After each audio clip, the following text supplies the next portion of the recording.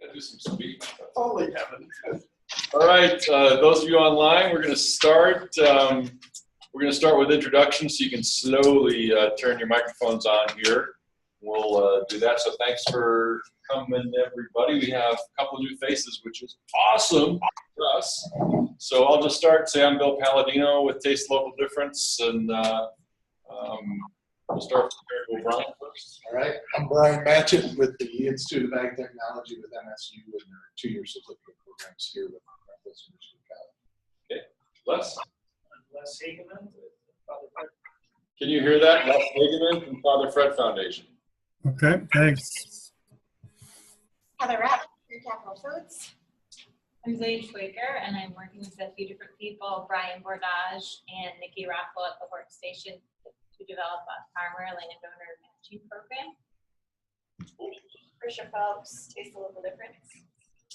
Megan McDonald, Food For, and soon to be the Groundwork Center. Steve Nance, Oriana Natural Foods. And Stu Campbell, Perennial Harvest, and the soon-to-be Farm and Garden Nursery. Okay, Scott? Scott Smith. I'm with Local Food Alliance up here in Petoskey. Sharon? Sharon May with the May Farm and Lakes to Land Farm and Food System Project. Great. Thanks for tuning in online. Really appreciate you guys doing that. Hopefully this is working well for you. If you can't hear, just feel free to shout out. We'll try to be louder as we can. Bill, I'm here too. Oh, hey, Wendy. Didn't know you joined us. Welcome. Wendy Whelan, MSU Extension and the MSU Product Center. Excellent. Hi, Wendy. And so everybody knows we record these and we will post them online in a couple of days. For now, we got a really fat agenda, so I'm going to move pretty quickly, as quickly as we can. So bear with me as I try to get a lot done in the next hour and a half. And so what I first wanted to do, first I want to thank the newcomers to show up, and I just wanted to take a moment and ask Les and Stuart how you got here, because this is your first time here in this group. Les, can you tell us and speak up if you will? Sure. New to my position as operations director with Father Fred, as exploring the relationships that the foundation has had past, came across some emails on this meeting, and our executive director, Deb Hasse, was also not new to the foundation, been with the foundation for about 10 years, but new to the executive director position. Talked about it and would like to have a presence here. So. That's terrific. So Father Fred is a large foundation here that does a lot of great work in providing needs to needy people of all sorts, everything from clothing and food and housing and everything you can possibly think of. Very successful organization, well thought of. So we're really happy. Thanks for taking that through, showing up. Stuart, you want to say hello and tell us why you're here? So Perennial Harvest does edible landscaping, among other things, which is kind of relevant. But then we're starting the Farm and Garden Nursery, which is going to have native and edible plants as well as heirloom veggies. It'll be housed at the MI Farm Co-op up in Suns Bay with the wealthy plants up there. But we're also creating a permaculture and food systems design mobile app. It's still kind of in the idea phase, so we're taking in more ideas as far as how to expand that within the community. We'll be launching the Kickstarter campaign for the summer, so kind of seeing how else we can fit it in on top of just a simple garden design. How can we add on to that? Okay, that's good. So that's a commercial business. Yeah. Great. Thanks for doing that, guys. Appreciate you being here. So first thing we always like to do is say what's going on in the grant world. So does anybody have any reports of grants that have been received over the last couple of months? Nope. Okay. Anybody know of grant opportunities that are coming down the pike? Wendy usually has our little pipeline on all this stuff. We count on her for that. Anybody else have grant pipeline stuff we should all know about? I'll jump in. For those that don't know and are interested, for our producers, the Value-Added Producer Grant is finally out with a deadline of July 3rd or 7th, depending on if you're going to do it, upload it to grants.gov electronically or do a paper copy. And so I'm just in the process of trying to lock down a workshop that would be at Grow Benzie on either June 4th or 5th, and I'll let the network know about that because it's literally in the hopper today, with Bobby Morrison of USDA Rural Development out of the Lansing office.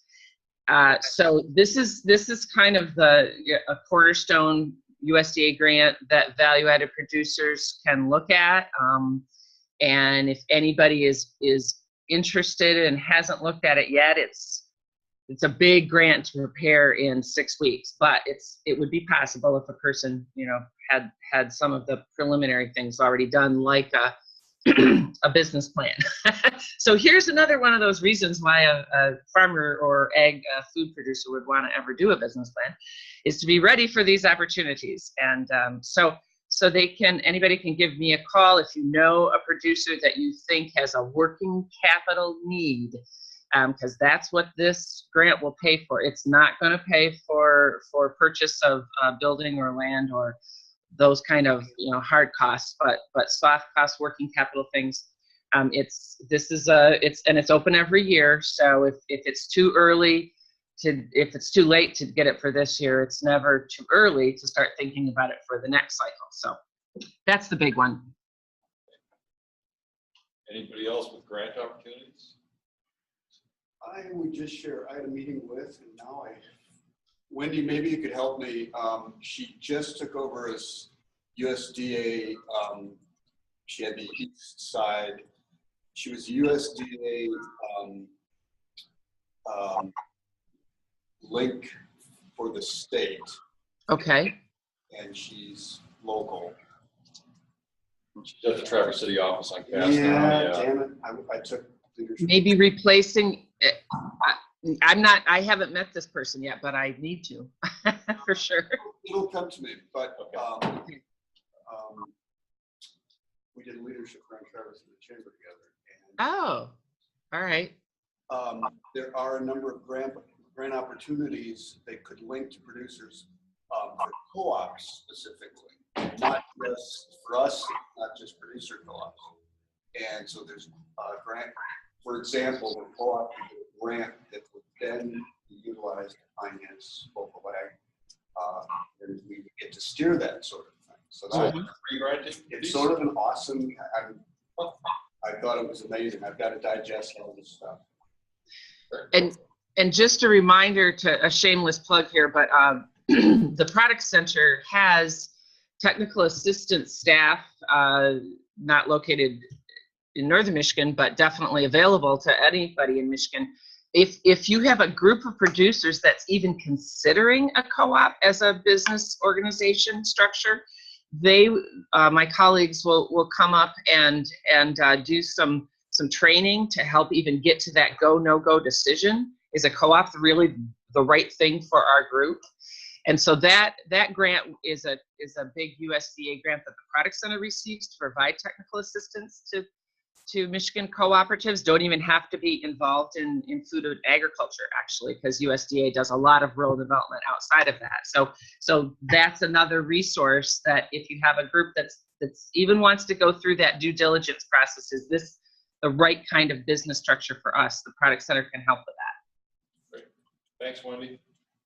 Anybody else with grant things you want to talk about? Great. So we'll move on. If you have any other grant things that come up, please feel free to send them to Heather or myself, and we'll make sure to push them out into an email system.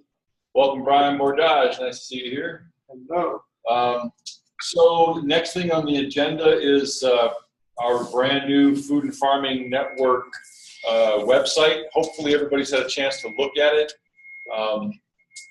You know, initially we'd intended our Vista person to manage that, and we ended up having to disconnect with that particular person. So in a crunch, I ended up doing it all on my own, which I did not want to do, but I did. But we could really use your feedback. I think it's up, it's pretty, it's usable, but it's really up to you to tell us what you need, the website you need. I've got it on the screen here in the room. You can find it at the same old place, foodandfarmingnetwork.org. It'll get you there.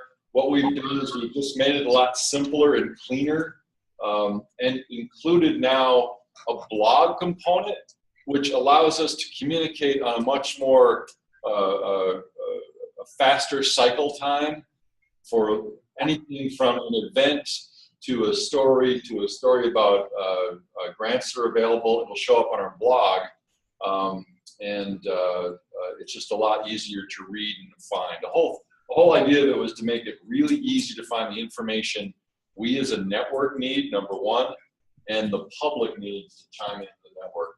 I haven't heard much feedback about it. We'd love to hear more feedback. So if you have feedback at the table, great. If not, feel free to take a good look through it and tell us what you think so we can make it work better for everybody. One of the big advancements to it is that it's now on a WordPress site. So at this point, Heather, myself, and Tricia Phelps all have easy access to it. So before, it was a convoluted web system that was privately owned. Bob Russell used to do it. In fact, just changing it over to WordPress was a big challenge because Bob was all his passwords, and we had to do a lot of backtracking to go through all this. So we're grateful for all the work Bob did in getting us started, but we've moved to a different place with it now. So comments from the table or the Ethernet on the website? I want to thank you, Bill, for doing it, and I think it looks great. And I didn't realize the change was happening so quick, so I went to look for information about our last meeting, I think it was, and was like, wow, a regular website. That was my reaction. Finally, a regular website with headings. Like, oh, look, it says events here. Maybe there's something under there. So thanks, man. Yeah, there's a whole section for meetings where the videos of this show up as soon as possible. So hopefully it'll be useful to people. But please tell us what you think. Who's me? Myself, Heather, Tricia, all have access. We'd be happy to give other people access if you felt you wanted to participate. Excuse me, Bill. Yes, Sharon. I think this falls in nicely with the conversation that we had at our last meeting about the need for a mechanism to share information and events and things. So, you know, we may look at eventually having a lot of like Food and Farm Network members or, you know, as administrators to be able to share. That'd be great. That's the design. That's why we moved it to WordPress, to allow that functionality of a tiered level of administrators, you know, editors, users, so we can kind of spread the wealth a little bit. One of the other changes is in the calendar system. There's now a specific feedback form so that you can submit a calendar event, and it comes to our emails specifically with the subject heading of calendar listing, so we know where to put it. Hey, Matt, can you come down to this side of the room so people can see you? Sure thing. Sorry I'm late. That's all right. Can you see me, Sharon? I had another meeting. Maybe not. Yep. So, Yeah. So thanks. Any more comments on the website? Please take a good look at it. Tell us what's missing. Tell us what works and doesn't work. Hey, Bill, one thought just for Sharon's comments at the last meeting and what we've been discussing. Might it be possible, if we've been talking about sort of an Uber site, might it be possible, at least in the near term, to use this place so that once the Northern Network is in order, there can sort of be like maybe at the bottom or something like that? There, I mean, like sub-regions? Yeah, like, you know, if you're looking for or to visit this, so that those are prominently displayed, and then, you know, that way there's at least in the near term an easy entry to our regional partners. Okay, so if you're coming to the website from Petoskey or from Benzie County, you'll see that you can find Petoskey's network right there. Sure. Does that make sense, Sharon, from what you were saying last week? I mean, that's not all of what you were saying, but I'm just thinking it's one thing. We lost your audio there, Sharon. sorry, I think this is evolving into what we've been speaking about. You know, it sounds like it can be at least a beginning of addressing that need very easily. Great. And I can't see Brian, only his better half. Sorry. Scott or Wendy, comments on the website? So far, so good, Bill. Thanks for doing it. It definitely is an improvement, and as it gets populated, and like any you know, communication vehicle, we have to market the heck out of the fact that why anybody would want to come to it and post things or look for things there. So, and that's how. It's a really good point. Part of the WordPress thing, it made it really easy for us to link it into our Facebook page. Great. Twitter account. So every blog post gets automatically updated into our Facebook feed. So Great. It was a challenge of, we've all got a lot of things to do. So Right. Anything from you on that? Okay. I have one quick other thought, Bill. Is there a digital copy of the networks report on there? There is, isn't there? Yes. Yes. What about using that as an outreach tool about the reworked website? I'm thinking of like a ticker announcement or something like. Many of you may have heard about this. Visit it, see our new website. Yeah, that's a good idea. We haven't really seriously imagined writing a press release. What we did for the report itself. Right. But this would be good, a good way to access it. And that brings up something else. What the report did for us is pretty interesting. You know, there's a bunch of us who contribute to the Record Eagle, and we've been using the report as last-minute backup for people who forget to write a story. We've done it twice now, where the deadline was already passed and people were kind of freaking out that they couldn't write something. So I was able to go to the report, pull a 450-word story out, reformat it for the Record Eagle in 5 minutes, and send it off. And so it's really paying off for us to have that report. So it works out great. Thanks for that. Any other comments on the table about the website? We'll promote. Great. Thanks. Okay, thanks for that. So we get to our project task force reports, and Heather and I have been talking about this quite a bit, along with Tricia, about really focusing some attention on how the meeting of this business of this meeting works. We really try to use our task forces attached to the 5 objectives to help drive the content of this meeting. So what we've discussed is a real need. We've talked about it here before, but now it's becoming a real requirement to attach a body that will be accountable and responsible to each of our task forces, so that we know that they're the ones who have their ear down, listening for what's happening about that particular goal or objective out in the world. So we've kind of taken a crack at that. And Heather, can you help remind me of who is attached to each of those, so we can kind of talk about that? So for the farmers supply 20% of purchases, that's our objective number 1. Who do we have attached to that? That was Tricia. Tricia, who works with Taste Local Difference, and 20% is part of that goal. It just seemed like a really good attachment there. So Tricia has agreed to take that role on. For institutions, sort of 20%. That's me. I'll take that one on. Heather, who works with institutions here at Cherry Capital Food, she'll take that on. Agri-business generation, who might that be, Wendy? That's me now.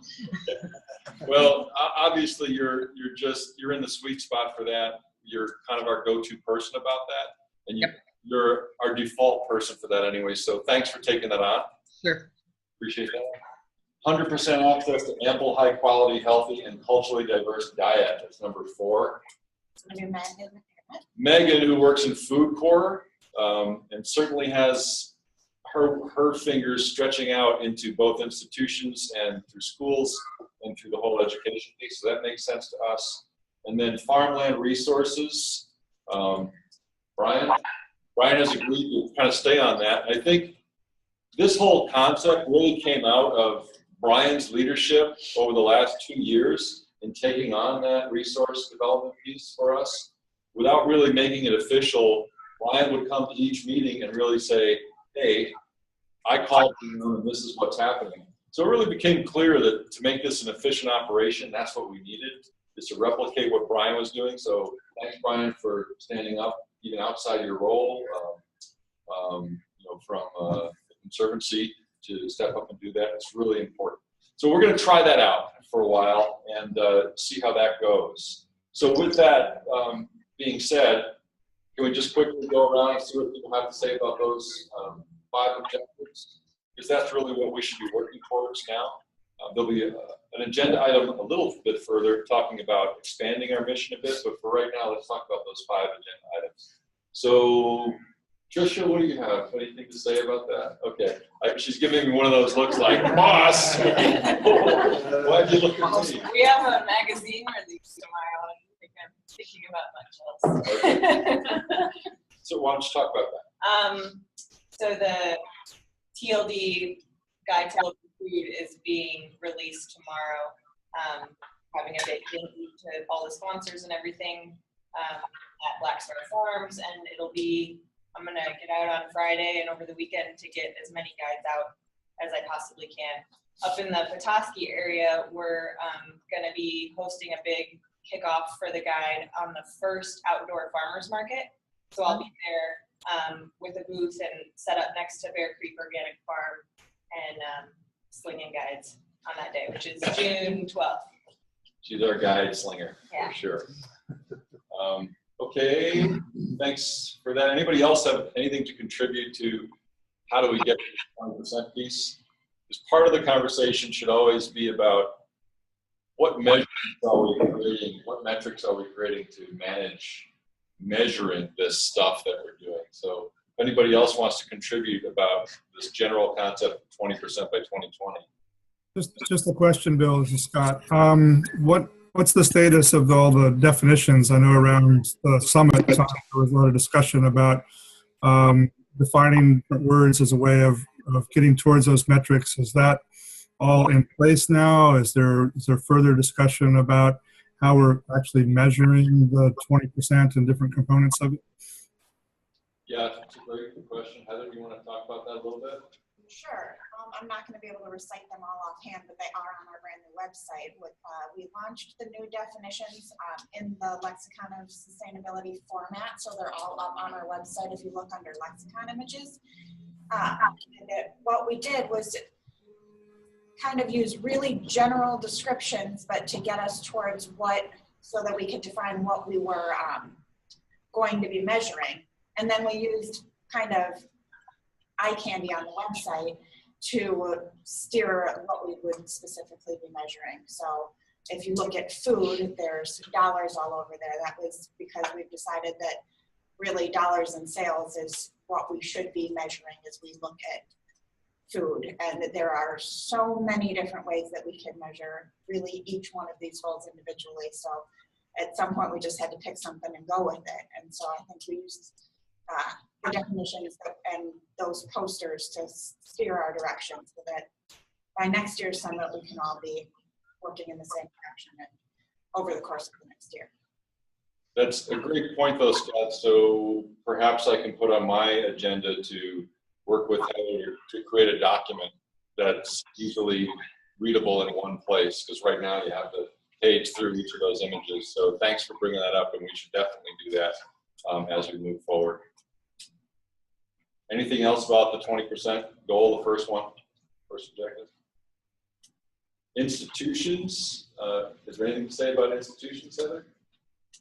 I'm sorry, Bill. Yep. This is Sharon. I just wanted to say, when you first announced that Tricia was going to be going to the farmers markets, I wonder if this is going to happen at in other areas like Benzie, and if not, then I'm willing to go to the farmers market on a Thursday and promote these guides to get them out there. You know, I'd be happy to come and be at one of the outdoor markets. Maybe you and I can talk about that and figure out when the best time would be. Great. So institution goal, Heather? Institution goal. Well, I think that there's a lot of us that are working towards it, and now that we have a defined group or a group leader really, that we can start looking at exactly what's been happening around the region and what gaps there are. I think that's the biggest asset to having leaders to all of these task force teams, is so that somebody can rally the crew and say, where are the holes and what are we missing, and bring that to this table. Thanks. Agribusiness generation, Wendy? Yeah. Well, I think just having accepted this in the last week, I have had a little time to think about it, and obviously that gap analysis that Heather was just talking about is that can be literally make or break for agribusinesses. So where are the businesses that are developing or want to be developing? Where are the places that we might be able to bridge that gap with whatever kind of assistance? Is that assistance that's already out there, and we just need to connect entrepreneurs to that, or is it something that we have to consider as a network about helping to facilitate the building of some structure to make that happen? So first and foremost, of course, is to get some folks that are really diligently working on this and think strategically together. And so I'll be contacting some of you to help inform where we might help start identifying, do a little mini strategic planning. I know, don't everybody rush towards the doors, but there's something to be said for pulling back and just quickly doing a scan. I'll call it a scan, and maybe that won't be as scary, as to make sure that we're not duplicating efforts, that we're enhancing each other's efforts as partners working around helping to not only grow new agribusinesses, but obviously we've got a lot of scaling up potential with existing and current businesses, which I know is not literally said by this objective, but that's the spirit of what we're trying to do here. So that's great, and it reminds me that one of the goals of the report was to be the starting point for us to begin to put on paper some of the measurement of what's going on right communities. And so Annie's report that's in there from the SBDC now is really a good one, because it goes directly to measuring numbers of businesses and the amounts of dollars injected into the agribusiness sector, at least from their point of view. So I think that's a great model for each of us to say, wow, let's begin to look for those numbers. Annie's got one set of numbers. Wendy, you might have another. I do. And there's right. While there might be a little bit of duplication, because Annie and I do, as a matter of fact, we're doing a co-counseling with a client this afternoon, and so that would be a double counting, because we're both counting that client.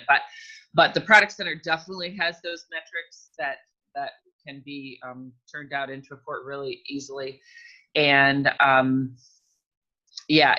so we're lucky that we both work in a place where counting all of that stuff is paramount.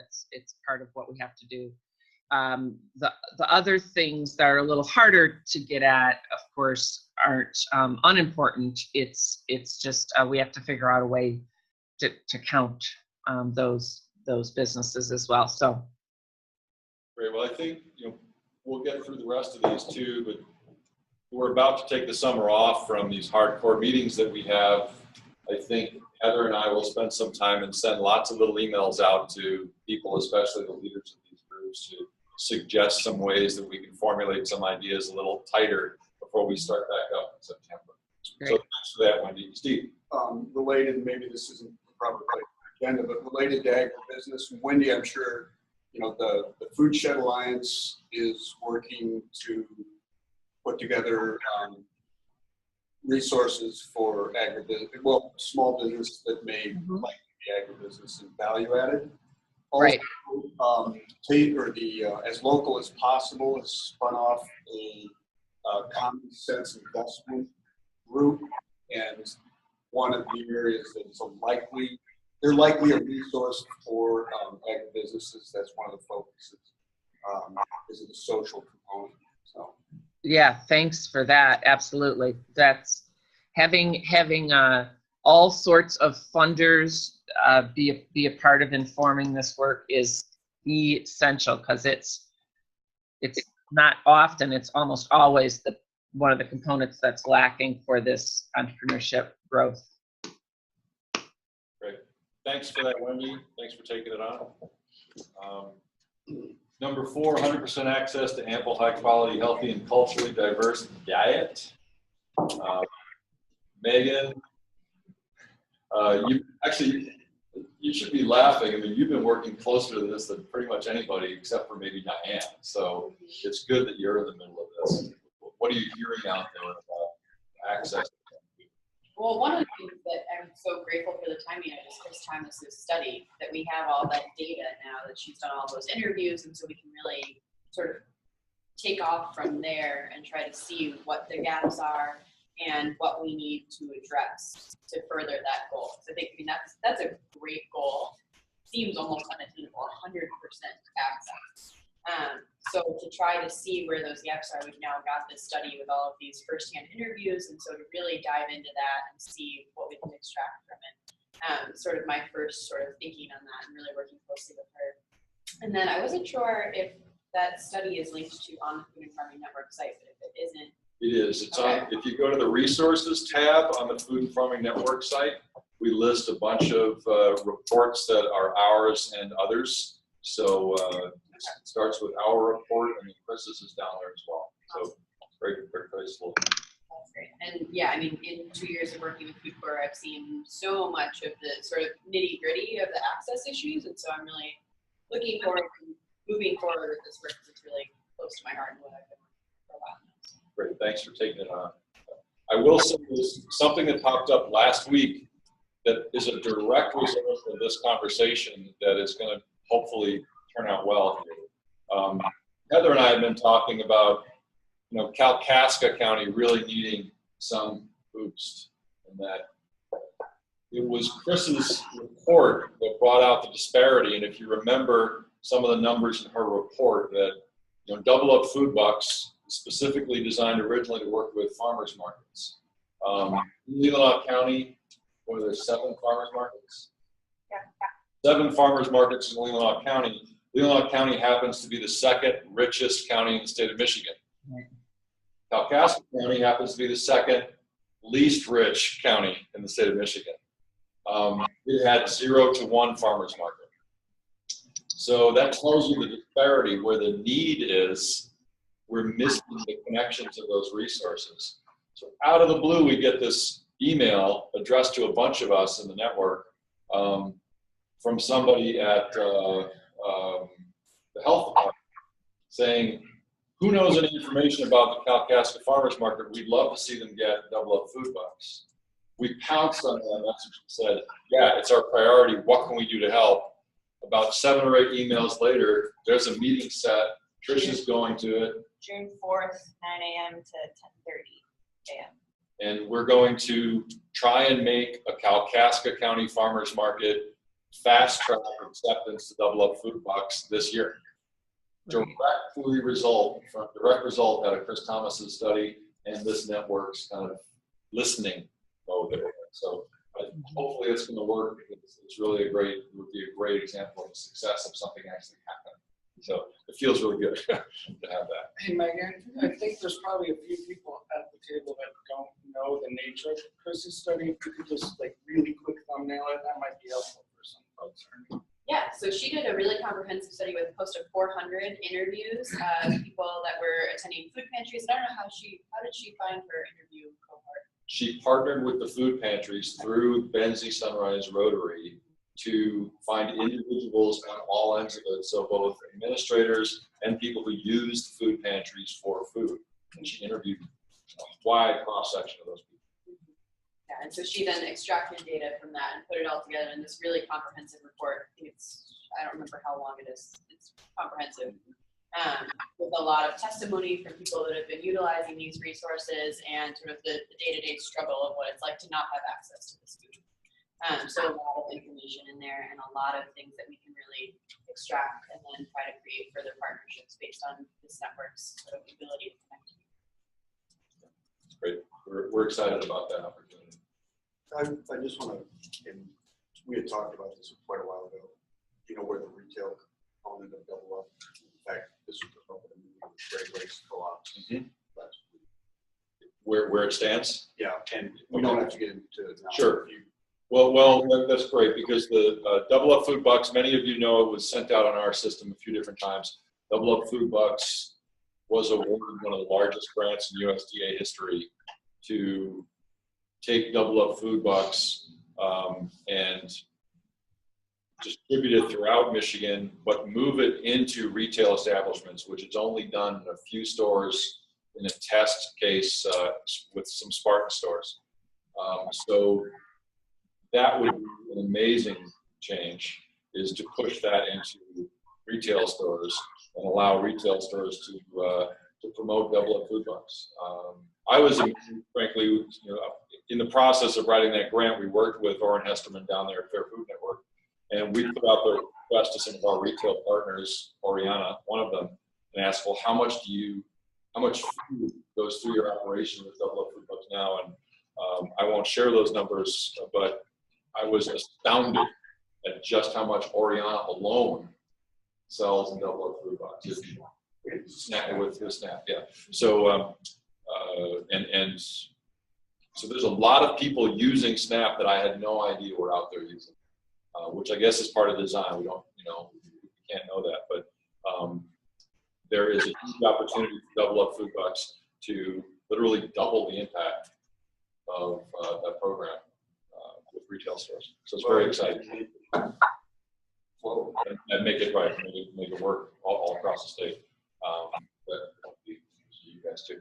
So if you have a lot more information, we're happy to share with you on that. Any more questions on the access to healthy food piece or comments? Just a couple of things that are happening up here. The Friendship Center of Emmett County's Farm to Feeder program is entering its second year now, and it's going to be expanding the amount of food that it purchases from local sources, as well as now has begun to purchase from the Goodwill Farm to Freezer program. And so that program, which started last year, is ramping up to increase the amount of locally produced food that goes into its meal programs for seniors around the county. The other thing is a group of us from the Local Food Alliance met a couple of weeks ago with Deb Noblet, who is the executive director of MANA, which runs a food pantry, but also is kind of a hub for a variety of other food pantries in this region, to talk with her and begin to generate some ideas again about how we can work together to incorporate more locally produced food into the pantries and to help pantries have access to more fresh and nutritious foods. So that's we've talked about for a little while, and now kind of had some initial contacts with her, and it's progressing. Scott, can you say the name of Deb's last name again? Noblet. N-O-B-L-E-T-T, I think it is. Okay. And for those who don't know, Scott wrote several articles for the Food and Farming Network report, one of which is about the Friendship Center project. So if you're interested in following that, please go to the report and check that out.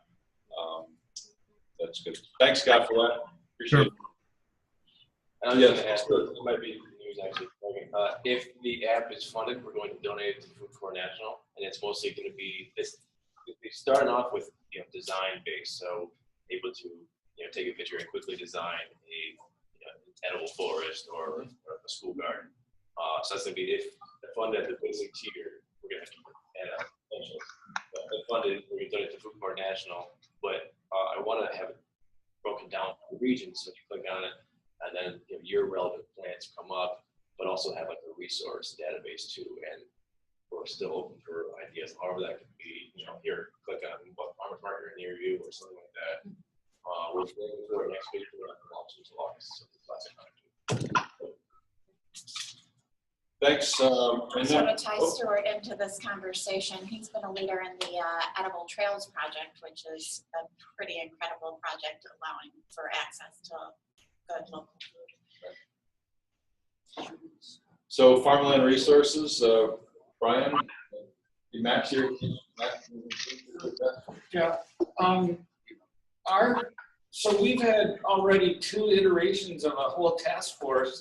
As Bill mentioned, we recognized early on that this goal, largely because of the regular measurement data of the conservancies and then things like meat and others, that we have a lot of not only new data, but baseline data too. So we can look at growth over time in lots of different areas. So our new committee is made up of, Rod and Laura and Jessica, the meat techs, and then I can't remember. Anyhow, I'd have to go back and look at my notes, but it started out with a committee that was like Rob and Susan and others, and we were mostly looking at farmland access. Then we backed up and looked at, so we already went through an exercise of tearing apart our goal piece by piece, deciding what we thought was meant by each of the pieces, like affordable, for example, relative to farmland, etc. We broke all that out. We decided what the measurements were that we wanted to utilize for those, and then where was their gaps. Like some of the gaps, for example, had to do with that stuff around affordability and accessibility. And there's a slate of work that Rod initially and hopefully will still want to do that was going to involve talking to vendors and appraisers and folks like that. But the long and short of it is that we got the framework in place. So really now we just need to start doing the data collection, and some of it's pretty easy, like how many acres of land and numbers of farms are protected by conservation easements in the region, for example. That's pretty easy to get. And we can get that, like I said, going back, fortunately, because Leland are small enough and we have a database like the Regional Land Conservancy. So some of that stuff we can say really readily, like this has grown over the course of the network's time, and then we'll be able to establish percentages. And then like part of sustainable, we decided also tied into that notion of water and water quality, and that was best measured by meat. And there, once again, we got an easy baseline because of the relatively recent rapid increase of the program. So we can do the same kind of thing with looking at numbers of verified farms, numbers of acres, all that kind of thing. So we're in a place right now where I think that when everybody's ready to ramp up, we'll be ready to ramp up, and I'll just be doing some outreach so that like the people help we need from Matt and the like doesn't get dumped on them when they're most busy or whatever. But so like Mike or somebody can call out some of that information. Same with Leland and the like, and then again, there are a few things that we have to sort out, but the good news is that we've come to consensus about how we're going to go about those things. So that's pretty cool. Anybody online, and Scott, I'll speak directly to you about this idea of our number 5 piece of access to farmland resources. So there's affordable land available. I know you're involved in the Petoskey Harbor Springs Area Community Foundation. You're involved in LFA. You're involved in Walloon Lake. So there's all sorts of plugins to you. So I'll just put it to you real quickly. Is there stuff going on up there that can plug in through Brian to pull back to the network about access to affordable farmland? I don't think there's anything really active at the moment. I mean, we have some ideas that mostly with the Walloon Lake Trust and Conservancy that we'd like to pursue there. And I don't know if you've talked to Heather Huffstutler. I mean, I know you've talked to her, but maybe she would be interested in being part of the group as well. I think we're still a little ways away from being actively involved in looking at how to use sort of land protection efforts through the Conservancy to enhance farm access. But we're trying to do it a little bit. There's one property that we're currently sort of in the process of considering that could include, is envisioned to include some farming as part of the overall transaction. Hopefully that will take place this year, and we may have then something more to report there. One other of the preserves that the Walden Conservancy has, is a former farm, and we've done a feasibility study of potentially reintroducing farming to that preserve. I think that's also a couple of years away, but there are a couple of things that the Walden Conservancy is doing in that regard that hopefully will lead to some tangible results in the sort of medium term, if not the short term. One of the things, Scott, we will capture, I didn't mention this because there's a whole host of things, but are things like townships that have a farmland preservation component of their master plan. Those that have like an agribusiness section of their ordinances, et cetera. So anything that's pushing the notion of aiding the continuation of utilization of the resource. So it doesn't necessarily have to just be about the access piece, Scott. And I'll let you know, I'm sure Heather and others, like I know Resort Township has played with the idea of doing some preservation work and things like that. So between you guys and LTC, I think we can capture some of that, and also just public information. Right. Resort Township does have a purchase of development rights ordinance. There are two applications before it right now. The township right now, one of them is for this property that I mentioned, and we've been working real closely with the Planning Commission of the township to nurture and sort of shepherd those projects along.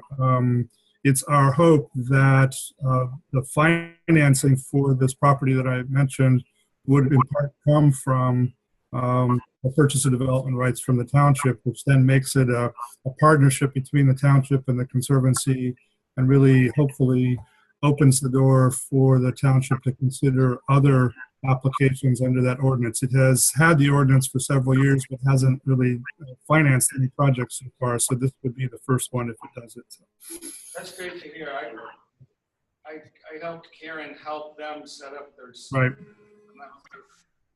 years ago or something. Yeah, it's been a while. So, but hopefully this time it'll work. And Sharon, you're still out there, Lakes to Land Initiative. Do you know any work they're doing at this point with regards to this objective? Yes, we have finally finished phase 1 of our initiative goals, which was to have, there's 16 units of government who now all have completed master plans.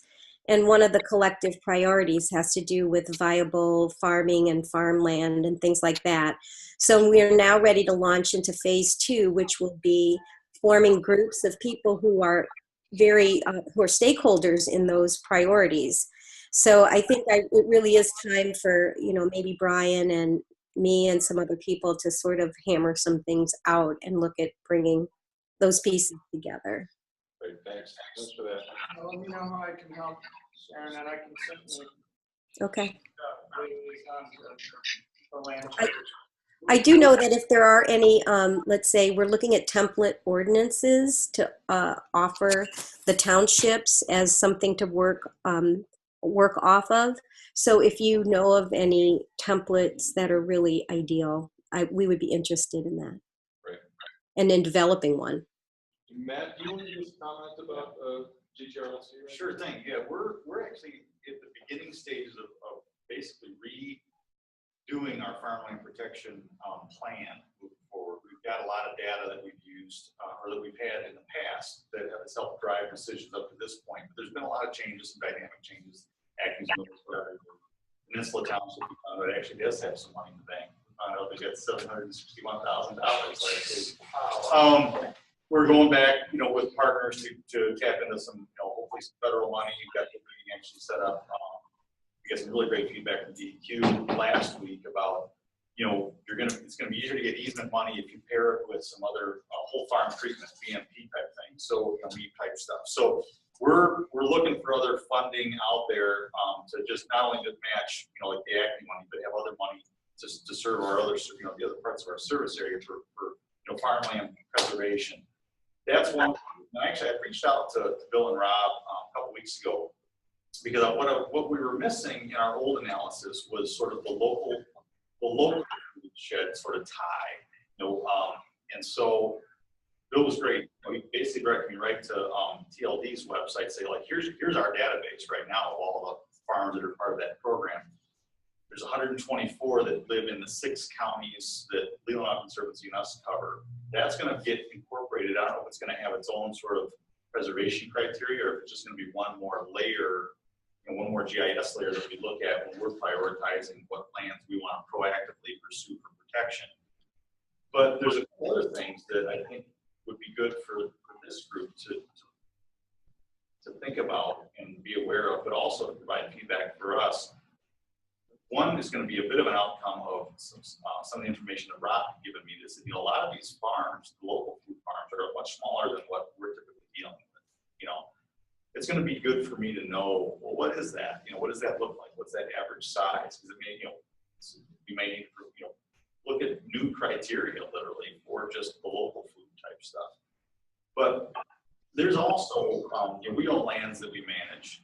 Some lands we don't manage, and we intentionally didn't resell some land we got at Arcadia Dunes to local farmers. We kept it, and that's available. We've got a couple hundred acres out there. That, should anybody as part of this group need land, we can get it to them really cheap, under very favorable lease terms. I mean, really cheap.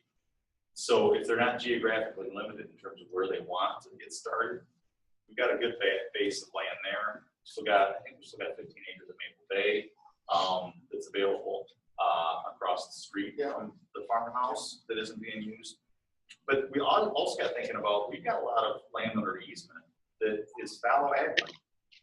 And there might be an opportunity there to reach out to some of these farmers or some of these absentee landowners that, maybe inherited. I can think of a couple right off the top of my head that inherited their property and they don't live here or they don't farm it. There may be some good, leasing opportunities there for young farmers getting started. So just some things to think about that I've been doing over.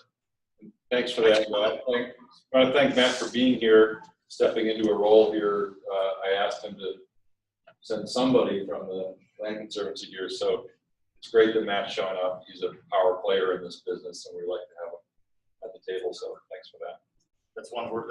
That's something that's never been used to describe. Power player. Okay. Pretty much here. Yeah. Well, thanks, man. I'm gonna that's how you're up on my list of power players. Yeah. Right up there. No doubt. All right.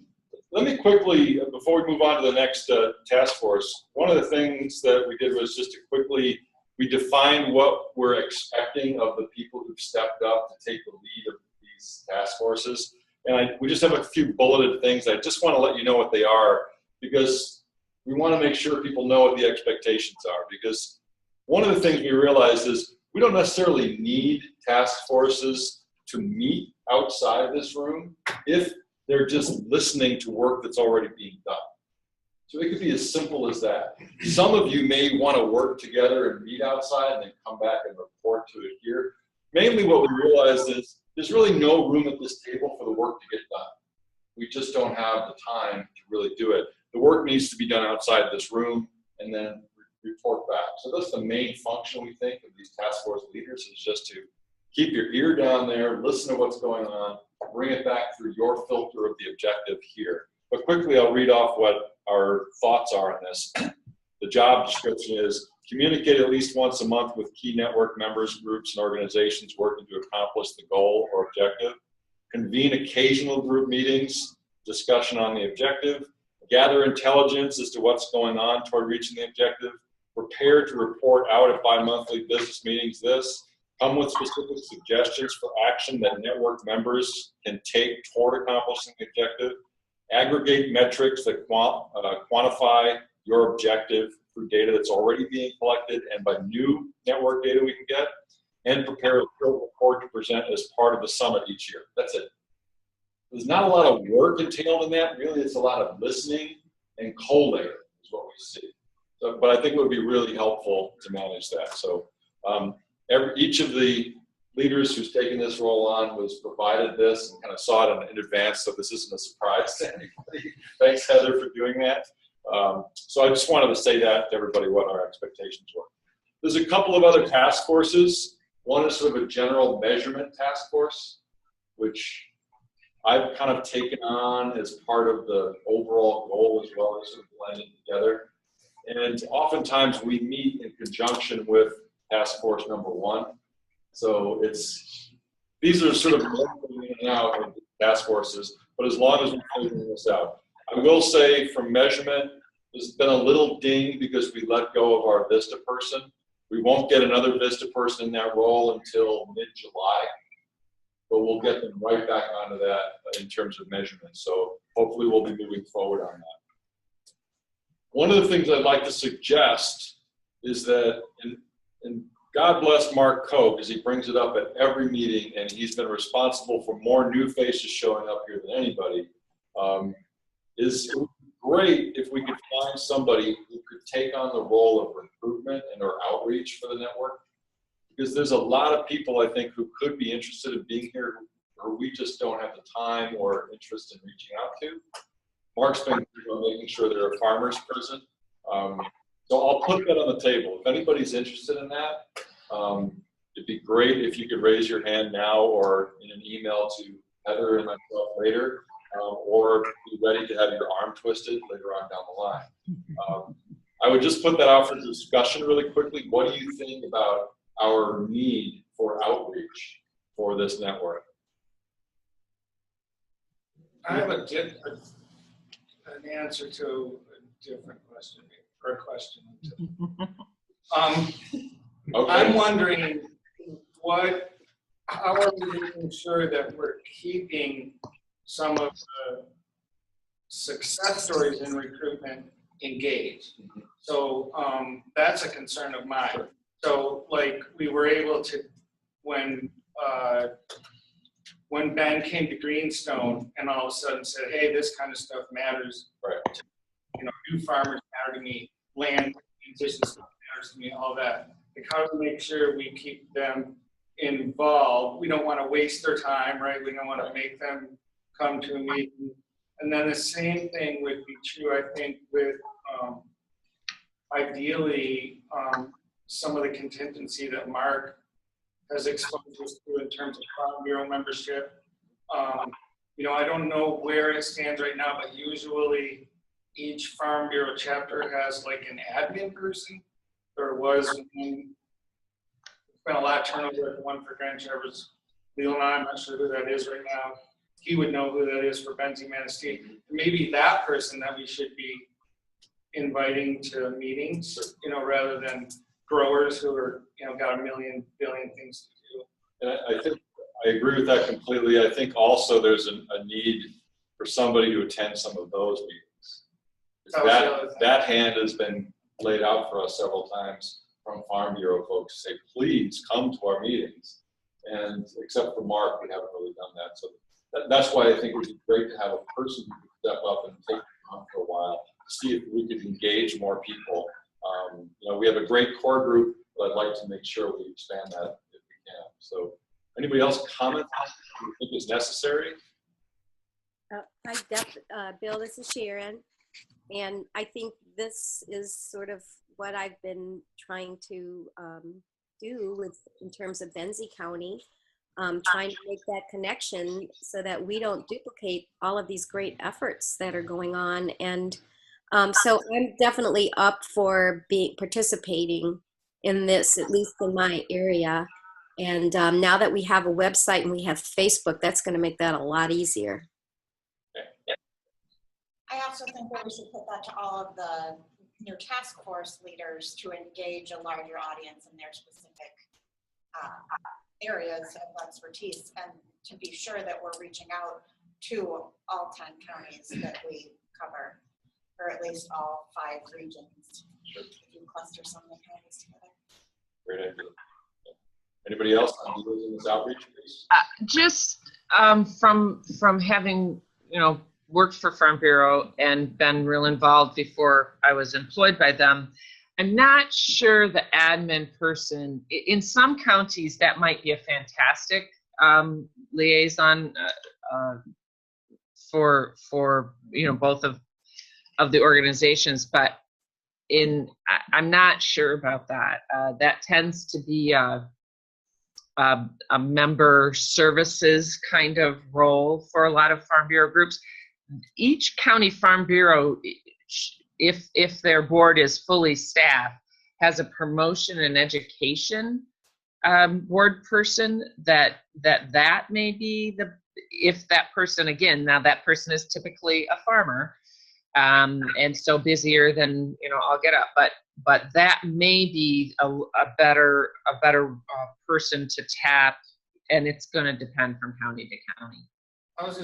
Thank you. I'm probably skewed because I've had different experiences just here. Yeah. Thanks for that. I guess the bigger thing is that we seem to have gotten a better understanding from some Farm Bureau members to what the network is working towards, and it's been positively received. And I would just hate to lose that because it took us 10 years to get it. Well, I think what I'd suggest is Heather and I put out a request for people to raise their hand who might be interested in taking on this role. It seems like it's a big enough role that it might not be somebody sitting around the table right now. Right. But I'd suggest that let Heather and I put out a special invitation to people to see if we can get somebody to stand up and do it. If everybody agrees that it's a needed role, we'll do that. Is that all right? Bill? Yes. I would say that the May Farm has definitely put effort into becoming Farm Bureau members and showing up, to represent or to try to bridge the two things in our area. And I do think farmers are the right people to send to that meeting. So, we may just reach out to our own farmers in the, that are involved like us and, encourage them. Great. Thanks, Sharon, for that. All right, thanks for having the conversation about outreach. Heather and I will meet and figure that one out.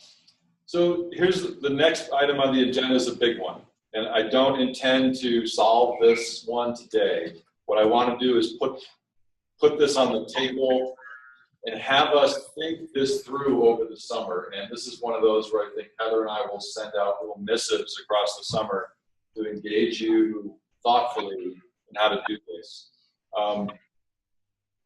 We have a set of goals and objectives that we took from the Good Food Charter. Pretty much word for word, we crafted to meet our own region. But it's come up many times over the last year and a half or so that, maybe that's not enough, that we need to have we need to reset somehow. Jim Slider brought this up when we originally moved to our new task force approach. I resisted it because I felt I wanted to get some earth under our feet with this notion of moving toward these goals first. But Mindy made a very good point to us when we asked her to join and take on this agribusiness piece, which was she's never been a big fan of the way the goals and objectives are set up for us now, but she'll put that difference aside for a while and manage this as it were. But I want to put that out there for a quick discussion here and then for later taking on in a bigger way. How does everybody feel about a time for us to look at our current goals and objectives differently, to either augment them, to create a new separate mission, or to mix it up completely? What are your thoughts on that? I don't know that I completely follow. Okay, well, let me clarify. I apologize. Sometimes my brain gets set in my own ways. We currently have one goal, which is this overall 20% by 2020, followed by 5 metrics derived out of 26 out of the Good Food Charter. It's come up several times that we're missing a big piece of our food and farming community. We don't mention education anywhere. Education is assumed through the institutional phrase. We don't really mention much of health care, we say healthy food. So there's been a lot of discussion offline that says, you know, I need help. I need help to know that the Food Farming Network is doing more than just those 5 things. That frankly came to us from an organization that's a statewide organization that created a set of metrics that we may not ever get to. And the fundamental question was, Bill, let's face it, we're never going to reach 20% by 2020. Why should we continue only working on that? Is there a way for us to have those as one thing we do, but have another set of things that we can work on too? So that's how it's been put to me a few times. Does that clarify? Bill, one of my thoughts is, I was never necessarily a big fan of completely hitching our wagon to the Good Food Charter because I was skeptical, and I would say maybe rightly so, about how much energy was ever really going to get behind that from the state, you know, and that it makes, so anyhow, I guess I would say I'm supportive because I think it makes a lot more sense to look at what have we, now we have this bank of knowledge we've learned over the course of several years. So how might we retool the goals so that they're more inclusive? I mean, like the resource goal even, which, you know, was kind of slammed in early, in the very early days of this, slammed in at the last minute and written quickly, you know, and there's a lot more, you know, that I think if it were crafted differently, I think there's a lot more that could be contributed to, you know, to the overall mission here by other organizations like the Land Trust and others. So, you know, I think it's a worthy exercise, even if we end up scrapping it. I definitely vote that it's a worthy exercise. Anybody online? I'll come back to the table in a second. Anybody online have comments about this idea? I agree with Brian, and you know, the ag econ person in me, of course, has always bristled at this goal because the business counselor recognizes that it came about, although I wasn't in the room at the time, but it's an extremely catchy tagline from a marketing perspective. But that so I struggled back and forth because having effective branding and marketing is very important, and yet realizing the reality of us working towards something that is not achievable in the time period anyway. As I said to Bill and Heather when they asked me to take on this role, I'm certainly in favor of the spirit of this goal, but not the way it's wordsmithed. So I think we still have to work towards not only the overall goal, but the individual metrics of being inspirational to people who are going to do this work and devote so much of our professional, you know, career, as it turns out, looking back in the past 15 years, I've been working on this for a long time. So it's got to be out there, but and in that, the tagline is inspirational and it sticks in people's minds. So I'm conflicted, but I feel we could do a better job at being real, which is critical for farmers and lots of entrepreneurs as well, if we could hone this to something that we could actually someday check off the list and then go on to the next set of business problems that this whole network is trying to help resolve for these entrepreneurs. So Thanks for that. Thanks, Wendy. Scott, anything from you? Yeah, I mean, I haven't thought about this before right now. I mean, I have found the 5 goals and the working groups to be kind of an interesting approach. I think it is pretty comprehensive of the different aspects of the food system that we're looking at here. Personally, I'm not too disturbed, by having a goal that may not be realistic. If it is motivational and if focusing on sort of a larger, more ambitious goal is a way to make more progress than you would if you had a more realistic goal. But also, what has been useful, I mean, I don't know much about the broader good food charter at the state level, but it seems that some of the issues that we're grappling with here through the network would be beneficial to the broader statewide group in terms of definitions and sort of baselines and where are we and how we measure that. And so there may be a broader contribution that the network is making to the state efforts in that respect as well. One thing that we're working on here, and this has to do with the hiring of a local food coordinator, which is sort of moving along up in our region, is to try to define more specifically a set of 3-year outcomes that as a group we'd like to achieve, and that for that food coordinator then would kind of be the guide for his or her work and the activities that they would bring together. So the Food Alliance, and more broadly the group that is working on food and farming activities in the sort of more northern part of the region, is looking to define more specifically some outcomes that are relevant for our area, which I think then will inform some of the metrics and the indicators that the broader network might want to establish. Thank you for that. Anybody else at the table ideas on this? Bill, I have something. Go ahead, Sharon. It feels like with these goals that we've been trying to define, it feels like we've been trying to define the goals based on the metrics instead of defining the metrics around what the goals are. It just seems Sharon, like can you speak up a bit? Yes, I'm sorry. It feels like we've been trying to create goals around the metrics instead of metrics around the goals.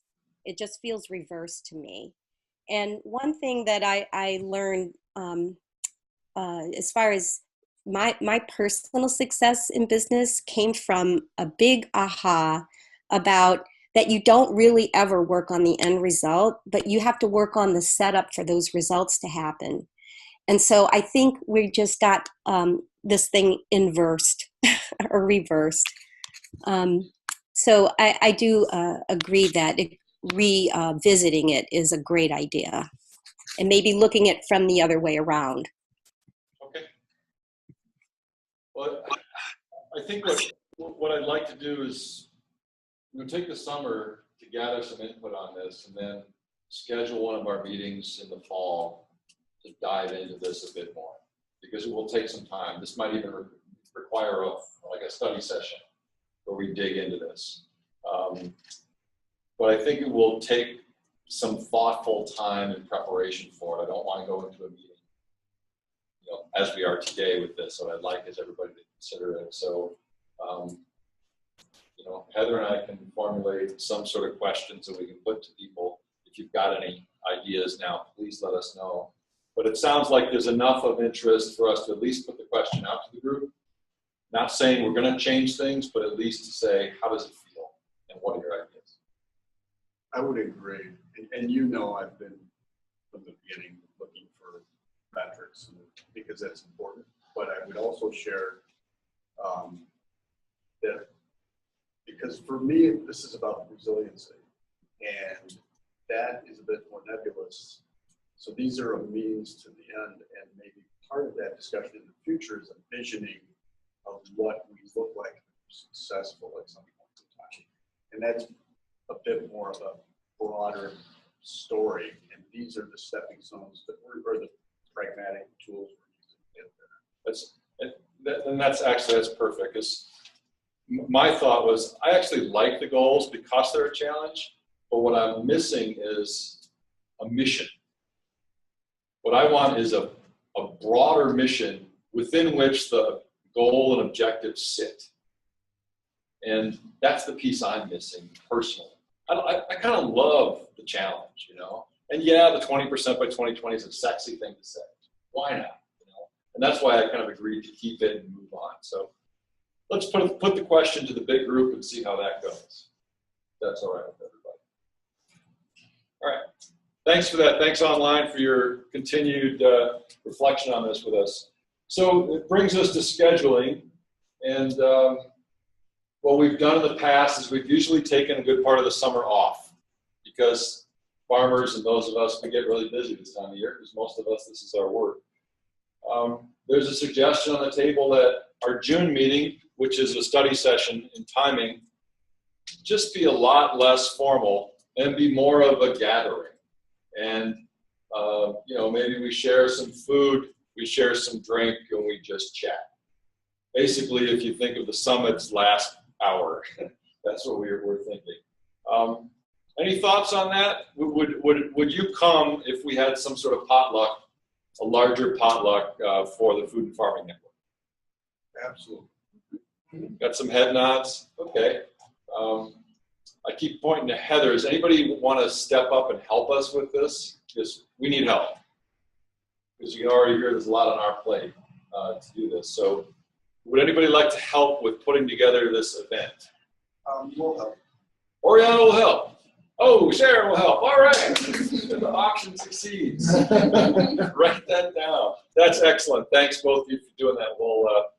We'll consider that a done deal. We'll pick the date. We'll have this crew figure out what it's actually going to look like and feel like, and see if we can just have a nice, relaxing time, maybe on a farm, for God's sakes, you know. We'll think about that. Thanks for that. We're planning to take July and August off from official meetings, but Heather and I have in mind to keep engaging you via our communication streams. We see the new website as becoming one of those tools, the blog, the Facebook page, that we'll continue to try and get your feedback on. So hopefully, now that we've got some tools in place, it'll get easier for us to really engage back and forth with people. And then every year, we usually think about what's the best schedule. I kind of screwed up big time last year. I just had one of those moments where I missed a whole week, and I scheduled this for a week earlier, and I didn't catch it, even though Scott immediately told me it was the wrong week. I completely missed that. So thanks for all of you showing up today. So sometime, you know, we'll consider, is this the best Wednesday, the best day of the week to do this? How can we continue to expand what we're doing? We've started to try and engage some remote meetings where we've had meetings in Benzie County. We've had meetings in Bel Air, in Leelanau County. So hopefully those are working, and maybe we can keep pushing those out into other communities as well. So we'll consider that. Any questions about our schedule? Any comments? Any absolute needs to talk about our schedule for these meetings? I just have a question, Bill. Mm-hmm. In the meantime, if we have some juicy information, can we submit like a blog post or something to one of you three? Is that? Would love everybody to consider writing their own blog posts, submitting them to us, and we'll happily throw them up. Okay. And what we'd love is, you know, 200 or 300 words and a picture. That's how blogs work. Don't think of this as a huge report. Think of the blog post as some image that drives people to look at it, and something very short, and maybe with a link to deeper information that they can find. And we can host deeper information. So you could, maybe you write a blog post on your report that the Lakes to Land Initiative did, and we include that report somewhere else on the website. That's the kind of stuff that could be really helpful to remind people of this information and resources out there. Thanks for bringing that up. Yeah. Anybody else? Other relevant updates from around the network, any big things happening that we should know about that haven't been brought up already? Cherry Capital Foods opened a new building this week. That's pretty awesome. Thanks, Heather, for hosting it. If you haven't had a chance to come here and visit, please do. It's a great space. Anything else? Brian, you haven't said anything about you got a busy set of programs. Yeah. We just finished the biggest thing for us last week. We hosted our first equipment operation and maintenance clinic. We realized that our students go through a whole series of pretty technical courses in fruit and vegetable production and landscape management, but we weren't doing a good job of addressing the equipment training needs of our students. What kind of equipment? Tractors, forklifts, mowers, trellis, so post bounders, trellis system installation. So Jillison's down in Pennsylvania hosted a great clinic, 2 days, where our students had lots of chance to operate. I mean, everything from some of our students are really passionate about getting into the industry and want to have their own operations, but have very little background. So hooking and unhooking PTO and Recruitment and all those above. So that was a big success for us last week. Internships, we have 11 students on an internship this summer, ranging from Italy to Washington State to students all around. Just quickly explain for everybody and folks online what it is you do. Yeah, so I oversee our 2-year certificates through the MSU Institute of Ag Technology, which is a partnership with Northwestern Michigan College. So we have 4 certificate areas now. We have a certificate in fruit and vegetable production, landscape management, viticulture, and then a brand new certificate that just got approved last month in agricultural operations, so more for row crop production. So they're all available. All the coursework is taught here in Traverse City, and so I do all the advising, working, and hiring instructors for the courses that I teach, and then working with MSC to manage everything that needs to be done. So Brian wrote a story in the report that details all that. Sure. So you can reference that if you want more. And then, Helen wrote one about the same kind of workshops that NCMC is doing up north too. So make sure to check those out. Sure, thanks. Anybody else? And Helen has just joined us since I'm squatting in her office. Oh, hi, Helen. I always recognize your absence, so that's why I spoke. So thanks for that. Anybody else, some comments, some things? Helen, you got anything that you want people to know about going on up there right now? You send me sounds like a workshop every day, so. Pretty much, yeah. We just keep on going. Beekeeping has been a really popular one. We're going to keep going with the orchard maintenance development is another one, and we've got our local food alliance potluck tonight, so we'll be getting more ideas tonight. So it's rolling along. Great. Sorry, I missed the whole beginning of your meeting. That's all right. I would just add, I hosted a workshop in Empire, which happened to be at my farm this weekend on Sunday. And a really cool thing happened. They introduced, Brenda got up and introduced Island to all of the people who were taking the workshop, and then started listing off all the sponsors who make Island's workshop possible. And they made a big spiel about the Food and Farming Network being one of the things that makes it possible. I had this kind of little choked up feeling of pride. And that's really what we're after, right? We're after all these groups realizing that the network is really a powerful component of everything we do. So I just want to give a shout out to Island for really recognizing that and putting it on the table for everybody to see. So appreciate that. Anybody else? I just, for the notes, want to make sure the individual I was speaking with is Valerie with the USDA. She's the Economic Development Coordinator, and just so in case something happens to me, we don't lose her. Yeah, she's the new person at the Cass Road office of the USDA, along with Alan Anderson. So it covers the states. Covers the state. And Steve, I couldn't hear the last name. Could you repeat? Valerie Handy. Handy? Handy. Okay. H-A-N-D-I-E. Great, thank you. Anybody else? We're kind of wrapping it up. One last thing, next Thursday, this Sunday, we'll be filming for the app. We'll hopefully be getting a lot of conservation and farm, food, B-roll, or if you want to be in it, or has any farm or vistas that are maybe less seen than they should, that wants to promote those. Right. Thanks for that offer. I bet Tricia will talk to you about that.